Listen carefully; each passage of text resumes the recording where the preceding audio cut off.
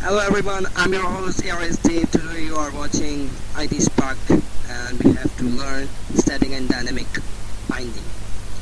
What they are, we know it already, but now by definition we look today in this structure and hierarchical diagram. You know that static binding, the mechanism of linking a function with an object during compile time is called static binding. Simple method overloading, operator overloading.